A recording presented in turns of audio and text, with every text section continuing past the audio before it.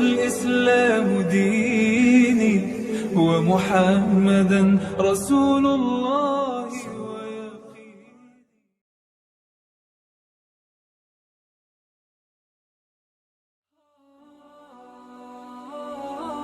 Assalamualaikum warahmatullahi wabarakatuh. Sahabat 1001 kisah, semoga kalian semua sehat selalu. Bung Karno bukan seorang kiai atau keturunan raja. Tapi, dia adalah seorang presiden pertama yang menurut Kiai Haji Mualim Dawam termasuk wali Allah. Kiai Haji Mualim Dawam menjelaskan bukti-bukti Bung Karno sebagai seorang wali Allah menurut kriteria yang dijelaskan dalam Al-Quran. Kalau memang Bung Karno terbukti sebagai seorang wali Allah, bangsa Indonesia patut bangga. Karena pemimpin bangsa ini pernah dipimpin adalah wali Allah. Hal ini menunjukkan bahwa bangsa dan negara kesatuan Republik Indonesia benar-benar dijaga oleh Allah Subhanahu wa Ta'ala. Tidak mudah mendapatkan pemimpin negara dari seorang kekasih atau wali Allah, kecuali jika negara tersebut memang ditakdirkan untuk menjadi negara yang baik. Negara yang baik dikenal dengan Baldatun Thayyibatun wa Rabbun Ghafur, negara yang sangat bagus dan penduduknya yang beriman mendapatkan ampunan dari Allah. Menurut pengetahuan saya, ratusan tahun yang lalu Turki juga pernah dipimpin seorang wali Allah, yaitu Sultan Abdul Hamid, salah satu gambaran negara yang baik, dan juga dipimpin oleh wali Allah, yaitu negara yang dipimpin oleh Khulafaur Rasyidin.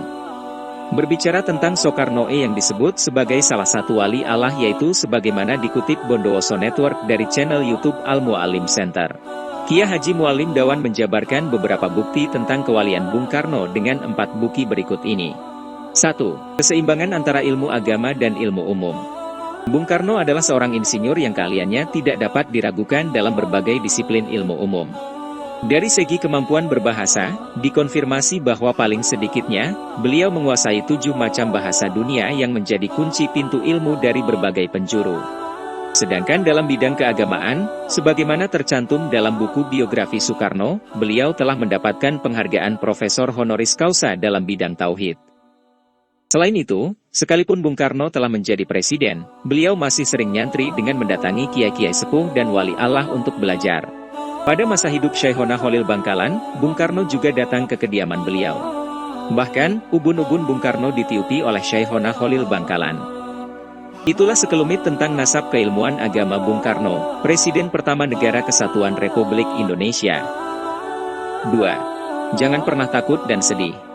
Siapa yang tidak tahu keberanian Bung Karno? Beliau tidak pernah gentar berhadapan dengan apapun, siapapun serta dari negara manapun. Sebagai manusia pasti memiliki rasa takut, dan itu telah diakui oleh Bung Karno. Namun, ditimbang dengan ketakutannya, sifat kesatria Bung Karno lebih menonjol. Bung Karno adalah sosok yang tidak pernah menundukkan kepala saat berhadapan dengan siapapun, kecuali Rasulullah dan guru spiritualnya. Inilah sifat para wali yang dijelaskan dalam Al-Quran, yaitu, Ala inna awliya Allahi la khaufun alaihim wa lahum yahzanun. Artinya, ingatlah sesungguh para wali Allah tidak sedikit pun merasa takut, dan tidak ada dalam diri mereka perasaan sedih.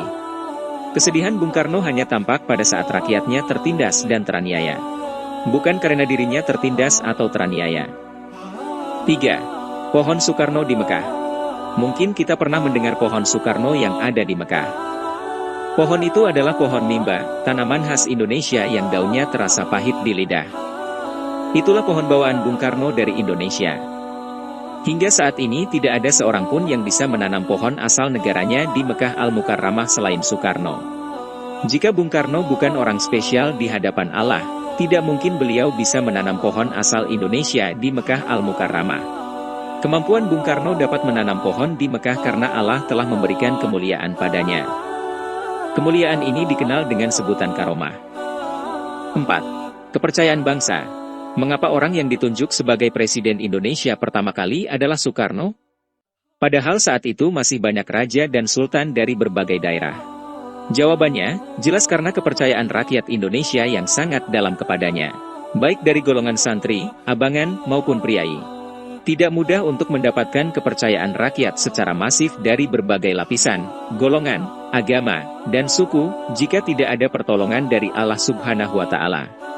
Rakyat sangat percaya kepada Soekarno karena mereka mencintainya. Datangnya cinta yang besar dari penduduk bumi ini, karena ada cinta dari Allah Subhanahu wa Ta'ala.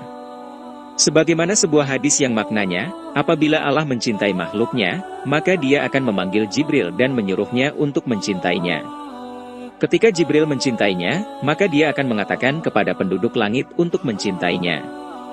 Sehingga seluruh penduduk langit pun mencintainya. Pada saat seluruh penduduk langit mencintainya, maka secara otomatis, seluruh penduduk bumi pun akan mencintainya. Cinta yang sangat besar itu jatuh kepada sosok yang akrab dipanggil dengan Bung Karno. Benarkah Soekarno punya karomah setingkat Sunan Kalijaga? Disebut reinkarnasi Dewa Wisnu kemudian, Bung Karno juga dikenal dengan nama Waskito. Bahkan orang-orang beragama Hindu di Bali mempercayai dia adalah reinkarnasi Sang Wisnu.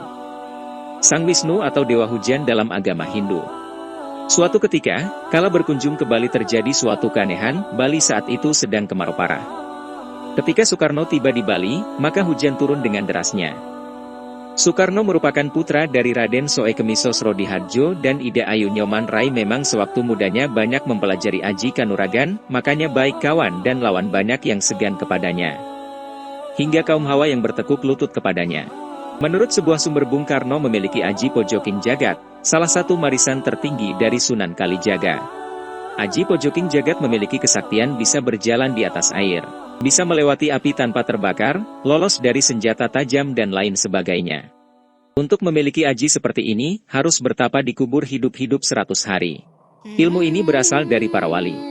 Sehingga Soekarno setelah mendapat ajian ini, ia pun menjadi manusia setengah wali.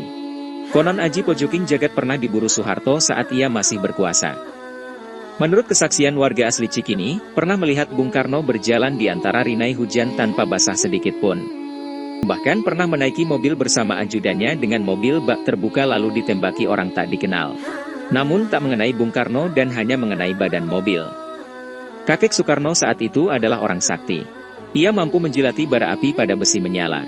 Sehingga kakeknya ini berpendapat bahwa Bung Karno memiliki kelebihan untuk menyembuhkan orang.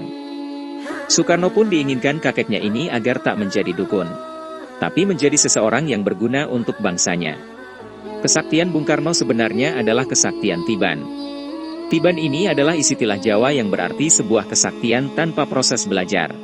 Waktu lahir, Soekarno bernama Kusno lalu diubah seperti namanya saat ini. Jakarta, 21 Juni 1970, Presiden Soekarno yang juga Bapak Proklamator Indonesia meninggal dunia. Presiden pertama Republik Indonesia, Soekarno populer dengan panggilan Bung Karno, lahir di Surabaya, Jawa Timur, 6 Juni 1901 dan meninggal di Jakarta 21 Juni 1970, kemudian dimakamkan di Blitar, Jawa Timur di usianya yang menginjak 69 tahun. Jangan lupa like dan subscribe. Jika ada kesalahan dalam video saya silahkan dikoreksi. Wassalamualaikum warahmatullahi wabarakatuh.